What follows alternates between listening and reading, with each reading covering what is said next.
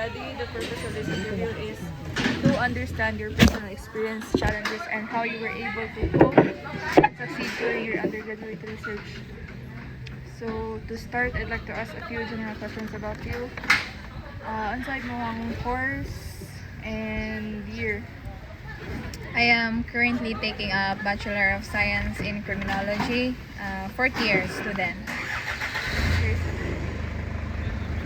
Regarding with the struggles that we experienced by you in taking undergraduate research, can you recall any positive or memorable experiences you encountered while handling your academic load during your fourth year or in the year that you have taken up your research?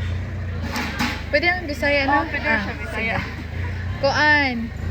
For me, what made it easier kay kanang before man jud anang like ga third year ko o ga second year kay naman jud ko yung mga kailangan fourth year dayon kanang magpakuan sila sa ilang research, magpatabang sila, so in that way nakabalo na ko unsa ang pamaagi pag gama sa research ba. So pag abot og fourth year nahimo siyang sayon-sayon para nako ang paggama tungod kay naanay mga like nagpagama before nga nanay magpatabang, so nakuha na po ko niya ang in terms of load sa subject fourth year kay gamay naman gud laman gud ko yung subjects, so like ma-carry ra jud siya kay na kuan lang kay review research dayon kuan lang OJT, so okay na siya, manageable ra gud siya para sa ako on po.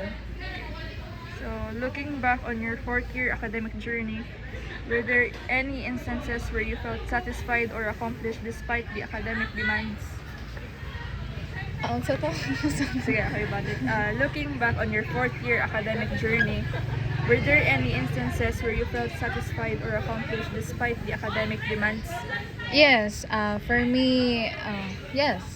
Naay mga kuan jud nga kanang like satisfied or nalipay ra jud po ko kay I could see it the way na ma-recognize sa uban nga like instructors or misag sa mga kabady nga kanang mukuan sila kanang ma-appreciate nila ug unsay kanang makaya nako nga na, so oo siya.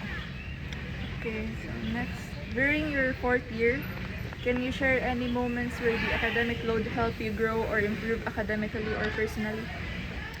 I would say yes, especially in terms of communication kay kanang samot na nga karon nga kanang like na in a way nga naay magpatabang or inga na pud nga pamaagi kay like na improve pud nako ang akong skills ug akong communication, especially ang kanang sa ni computer literacy nga part kay like mas ma-expose ko, mas ma-enhance akong vocabulary samot magkuan kog mga synonyms may nga na samot kay dagang research ang mga like kanang gamon. So, oo, it didn't just improve personally but also academically po. Ito siya. So, what challenges or difficulties did you encounter in managing your academic load during your fourth year?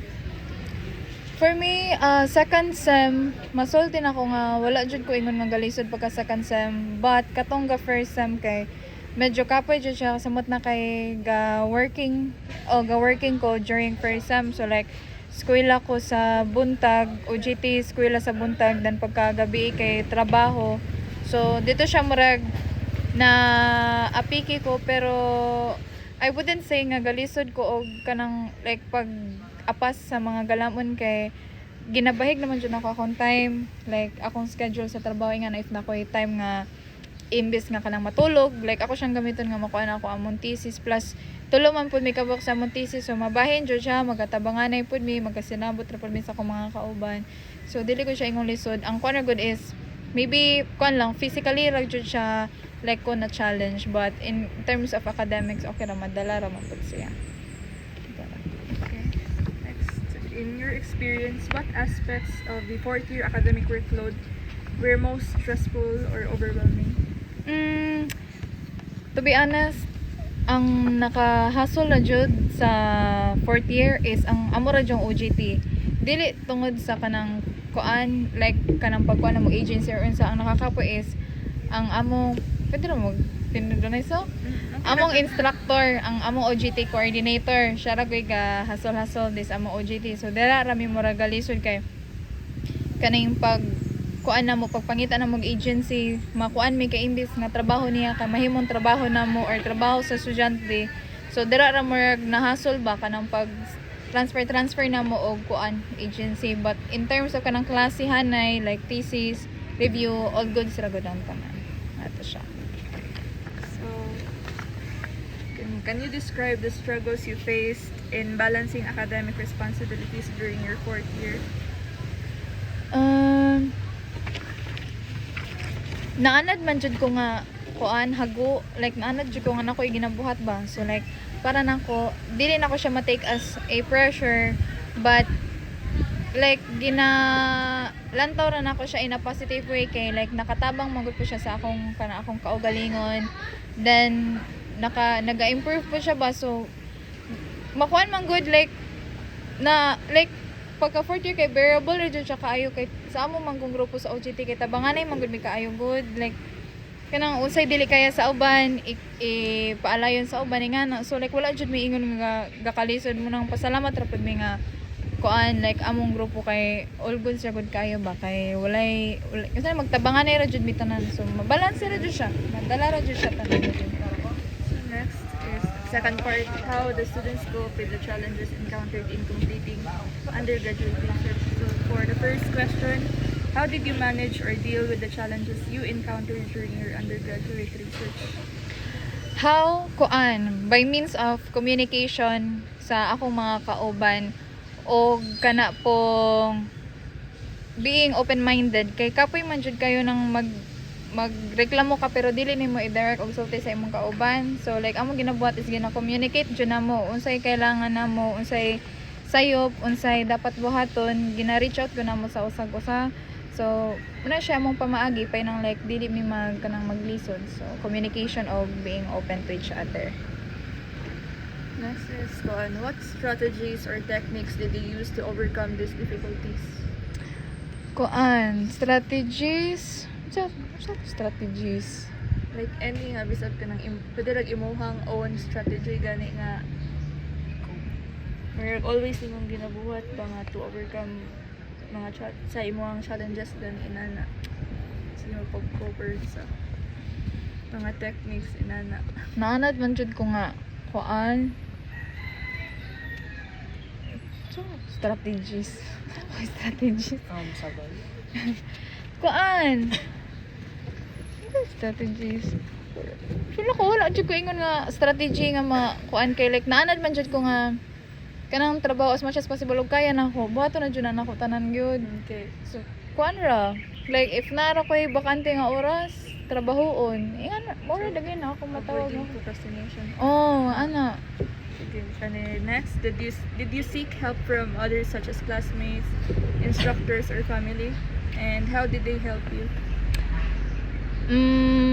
Maybe ra sa amo rang kung magkanang kauban kay mayon tanga instructor dili wala man pud ingon kay given na magud pud tanan sa among sa among instructor sa research tanan, so like dili na siya ingon nga masimi pangutanan niya.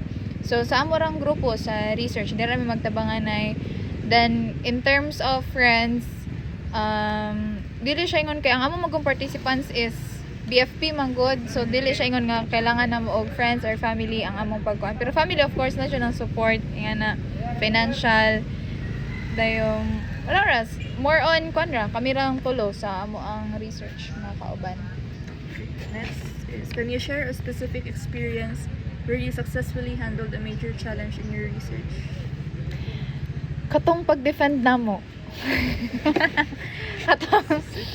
katong pag final defend namo like mo jud to siya major kuan gud to siya kaning di siya na turning point pero mo jud to siya breakthrough victory jud kay to siya namo gud kay like very like dali ra kay mo pag-defend, wala mi dagang hassle, walay samok, walay kuan sa among thesis kalois Ginoo. So mo jud siya matawag na ko nga kuan jud highlight sa research.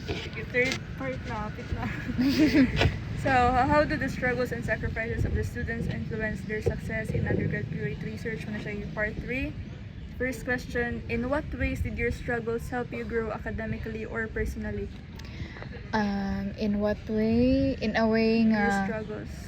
kuan. It made